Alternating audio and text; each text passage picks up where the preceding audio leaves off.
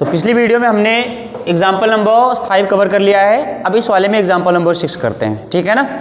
तो example number 6 में क्या गिवन है, प्रूव दैट। देखो एक स्टेटमेंट गिवन है, इसके बेसिस में हमको डायग्राम बनाना है, उसके बाद इसको प्रूव करना है, ठीक है। यहाँ पे कोई डायग्राम वगैरह दिया नहीं है, आपकी बुक में डायग्राम बना होगा इसका एग्जाम्पल में, क्योंकि सोल्यूशन दिया होता है तो डायग्राम बना होता है ना, लेकिन एग्जाम में आपको जब क्वेश्चन आएगा तो डायग्राम वहाँ पे बिल्कुल नहीं बना होगा, इसलिए आपको डायग्राम भी बनाना है। Prove that the quadrilateral formed by the internal angle bisectors of any quadrilateral is cyclic, ठीक है ना।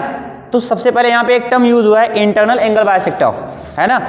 एंगल बाइसेक्टर, एंगल बाइसेक्टर क्या होता है हम इसको देखते हैं पहले, ठीक है ना। एंगल बाइसेक्टर देखो, तो यहाँ पे क्वेश्चन में क्या कह रहा है कि prove that the quadrilateral formed, मतलब हमें प्रूव क्या करना है, एक क्वाड्रिलेटर फॉर्म हुआ है किससे, एंगल बाइसेक्टर से, of any quadrilateral is a cyclic, मतलब किसी क्वाड्रिलेटरल के एंगल बाइसेक्टर से फॉर्म हुआ जो क्वाड्रिलेटरल है वो क्या होगा, साइक्लिक होगा, हमको ये प्रूव करना है, ठीक है ना। डायग्राम बनाते तो ज़्यादा बेटर समझ में आएगा। मान लो हमने एक ले लिया, सपोज करो that is A B and this is C and D. तो हमने मान लो ले लिया यहाँ पे एक quadrilateral A B C D ले लिया।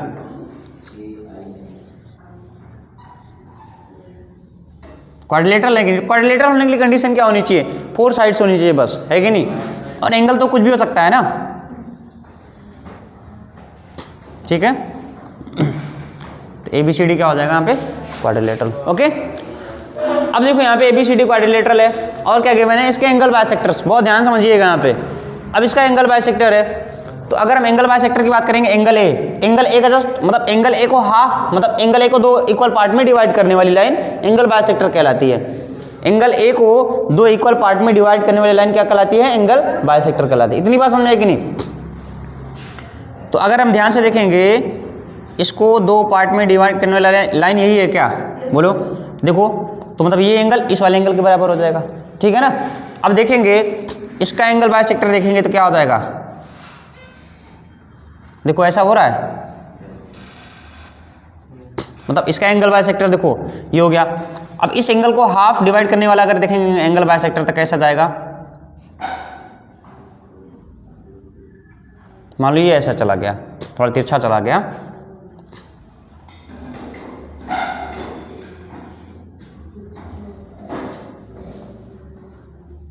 ये एंगल बाइसेक्टर हो गया, ठीक है। और अगर हम इस वाले एंगल को डिवाइड करना है तो इसका एंगल बाइसेक्टर कुछ इस तरह से हो जाएगा। स्ट्रेट लाइन ड्रॉ करोगे तो ज़्यादा क्लैरिटी आएगी, इसको थोड़ा सा और बढ़ाना पड़ेगा, ये इस तरह से मान लो बढ़ा दिया हमने। तो अब यहाँ पे देखो पहले इसको एक्सटेंड कर देते हैं, डॉटेड लाइन जो है इसको हम डार्क कर देते हैं। ये एक एंगल बाइसेक्टर ये हो गया, और दूसरा एंगल बाइसेक्टर यहाँ से ये जा रहा है, ठीक है। तीसरा एंगल बाइसेक्टर ये है एंगल बाइसेक्टर, और चौथा एंगल बाइसेक्टर आप जब स्केल से ड्रॉ करोगे तो मतलब यहाँ पे बढ़िया सा डायग्राम ड्रॉ होगा, ठीक है। ये मैंने ले लिया यहाँ पे, ठीक है। अब ये देखो ये चारों अगर कट कर रहे हैं एक दूसरे को तो यहाँ पे एक क्वाड्रिलेटरल बन रहा है कि नहीं बीच में, इसको मिटा देते हैं यहाँ पे। देखो अभी क्वाड्रिलेटरल दिखा कि नहीं दिखा, इस पॉइंट पे ये दोनों कट कर रहे हैं और ये दोनों इस पॉइंट पे कट कर रहे हैं, तो यहाँ पे एक क्वाड्रिलेटरल दिख रहा है, ठीक है। अब यहाँ पे क्वाड्रिलेटरल की हम नेमिंग कर लेते हैं। सपोज करो इसको हमने मान लिया P, इसको मान लिया Q, इसको मान लिया R, इसको मान लिया S, ठीक है ना।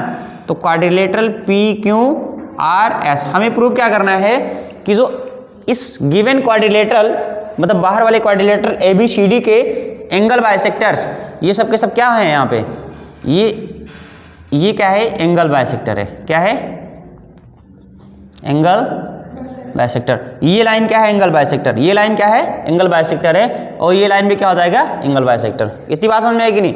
अच्छा एंगल बाइसेक्टर से मतलब क्या हो जाएगा, ये वाला एंगल इस वाले एंगल के बराबर हो जाएगा, ये वाला इस वाले एंगल के बराबर हो जाएगा, ये वाला इसके बराबर हो जाएगा, और ये वाला इसके बराबर, ठीक है ना।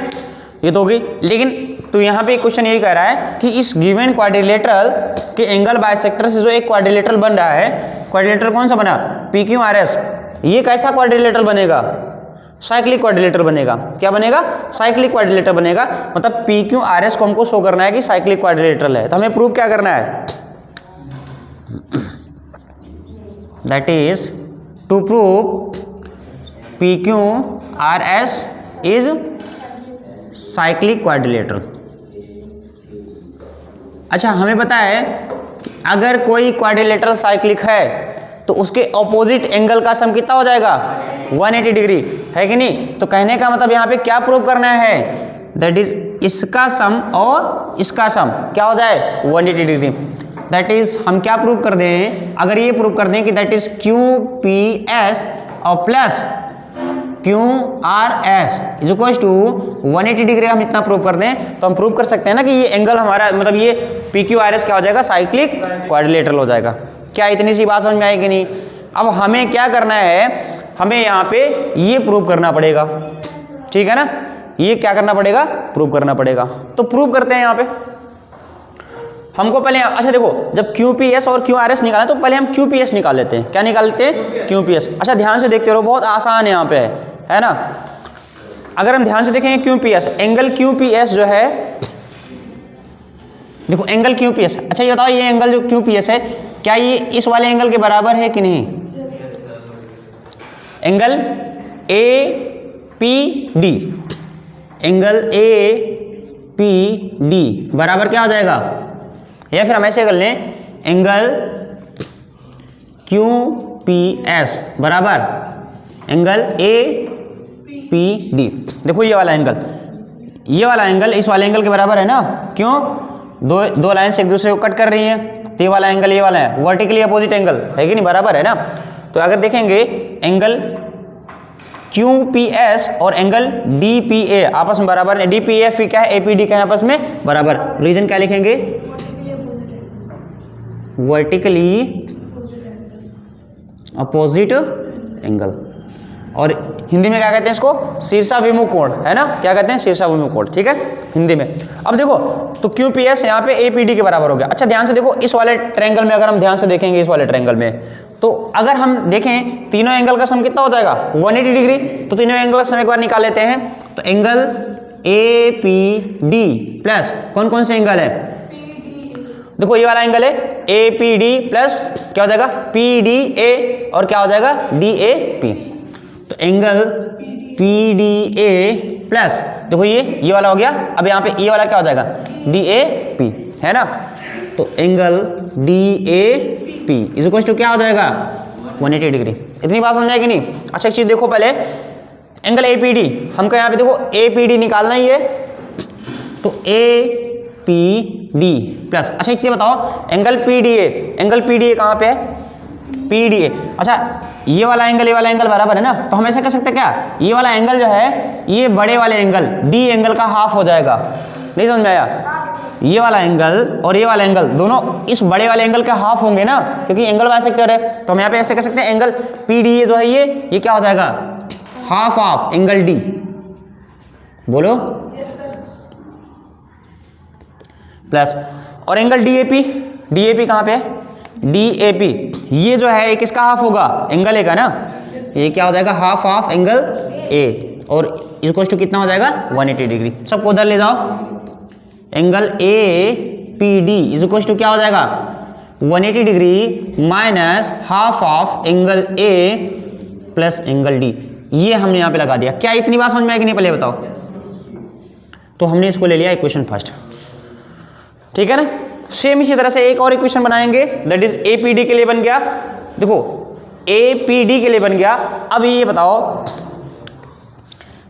ये वाला एंगल और ये वाला एंगल आपस में बराबर है कि नहीं। तो ये वाला एंगल क्या हो जाएगा, एंगल क्यू आर एस। तो यहाँ पे क्या करेंगे, एंगल क्यू आर एस किसके बराबर हो जाएगा, बोलो क्लास, हाँ that is B R C ना। बी आर सी करो या फिर क्या सी आर बी कर लो, बात एक ही हुई। अब देखो ये, अब यहाँ पे रीजन क्या लिखेंगे, वर्टिकली अपोजिट एंगल्स। इतनी बात समझ में है ना, ये वर्टिकली अपोजिट एंगल्स हो गए। अब इसके बाद देखते हैं, ये हो गया। सेम इसी तरह से यहाँ पे भी तीनों एंगल का सम ले लेंगे। तो अब तीनों एंगल का सम लेते हैं तो क्या होगा, जल्दी बताओ। एंगल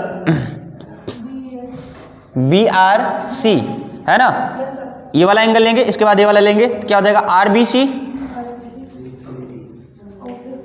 है ना, और प्लस क्या हो जाएगा, और ये वाला एंगल लेते हैं that is BCR is equal to कितना 180 ना। अब देखो हमको ये तो निकालना ही है BRC प्लस RBC क्या हो जाएगा, RBC कहाँ है RBC। अच्छा ये वाला एंगल जो है, ये वाला एंगल ये क्या है, इस B का हाफ हो जाएगा ना, ये क्या हो जाएगा half of angle B। Same ये वाला एंगल BCR जो है ये क्या हो जाएगा half of C is equal to 180 degree. तो एंगल BRC और इज इक्वल टू क्या हो जाएगा 180 minus half of angle B plus angle, but bracket यहाँ पे लगाना दोनों पे, ठीक है ना। ये हो गया इक्वेशन सेकंड। अब ध्यान से देखेंगे हम, तो हमें यहाँ पे क्या क्या प्रूव करना, दैट इज प्रूव क्या करना था, एंगल QPS प्लस QRS। तो QPS कहाँ पे, देखो APD जो है, APD जो हमने निकाला है ये किसके बराबर है, QPS के बराबर है ना। और जो हमने यहाँ पे BRC निकाला है ये किसके बराबर है QRS है ना। देखो तो QPS और QRS इज इक्वल टू 180 हमको प्रूव करना है, तो मतलब दोनों को जोड़ना पड़ेगा ना। तो क्या करेंगे, फर्स्ट एंड सेकंड को ऐड कर देते हैं। तो एडिंग फर्स्ट एंड सेकंड, जैसे फर्स्ट एंड सेकंड को ऐड करेंगे तो ये देखो यहाँ पे QPS प्लस QRS है ना, इज इक्वल टू QPS में क्या हो जाएगा, राइट वाला क्या है, राइट वाले से जुड़ जाएगा यहाँ पे। तो राइट में क्या है 180 minus half of angle A plus angle D, ठीक है ना, प्लस यहाँ पे क्या हो जाएगा 180 minus half of angle B plus angle C। क्या इतनी सी बात समझ में आएगी नहीं, ठीक है ना। अब क्या करेंगे, देखो 180 कितना हो जाएगा 360 माइनस हाफ, अब सब में कॉमन ले लिया। अब बताओ यहाँ पे angle A plus angle B plus angle C plus angle D हो जाएगा ना, ये 360 माइनस हाफ ऑफ, ये बताओ ये बड़ा वाला यहाँ पे देखो बड़ा वाला क्वाड्रिलेटरल देखो ABCD चारों एंगल का सम कितना हो जाएगा, क्वाड्रिलेटरल के चारों इंटीरियर एंगल का सम कितना होता है 360 डिग्री ना, बोलो इसका मतलब क्या हो जाएगा 360 डिग्री।